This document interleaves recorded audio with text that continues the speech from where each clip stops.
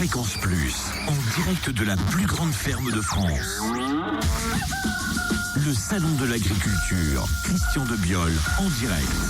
Bienvenue en ce lundi matin au cœur du salon de l'agriculture. Il est un petit peu plus de 7h. Le hall n'est pas ouvert au public, mais on a la chance de se retrouver avec les différents agriculteurs, les éleveurs. Et je suis avec Romain. Romain, bonjour. Bonjour. Je travaille pour la race charolaise et mon métier est d'inscrire les animaux au livre généalogique et de les pointer. Alors le pointer, c'est mettre des notes sur chaque caractéristique de l'animal. On a 25 critères à peu près. Donc c'est sur le développement musculaire, développement squelettique et les qualités de race.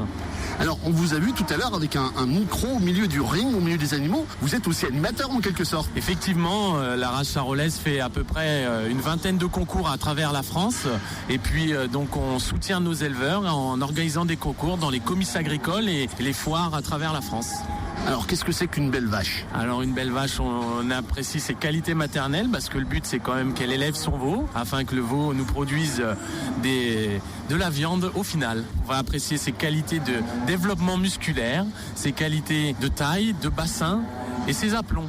Les aplombs, ce sont les pattes qui lui permettent de se déplacer. Merci Romain, on continue la visite du salon. Allez, on change de hall.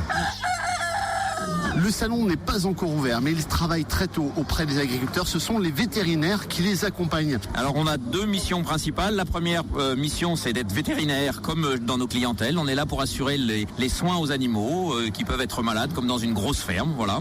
Et la deuxième mission, c'est une mission à l'entrée des rings de respect, de surveillance du respect du bien-être animal. Voilà, donc c'est nos deux missions principales. Alors il se passe beaucoup de choses sur ce salon. Moi j'ai vu des naissances ce matin, j'ai vu des petits poussins. Ah ben, c'est la seule naissance qu'il peut y avoir parce qu'il n'y a pas de naissance sur les animaux, sur les bovins en particulier, car les vaches à plus de 90% de gestation, donc au-delà de 8 mois de gestation, n'ont pas le droit d'être transportées. Quelles sont les interventions les plus improbables sur lesquelles vous êtes déjà allé? Donc improbable, il y a peu d'interventions improbables. De temps en temps, justement, des problèmes d'animaux qui sont un peu perturbés par le changement d'environnement. Sinon, c'est le travail classique d'un vétérinaire. On est dans une ferme mixte, vraiment très mixte, puisqu'il y a toutes les races, il y a des vaches laitières, des vaches allaitantes, donc c'est essentiellement notre travail habituel.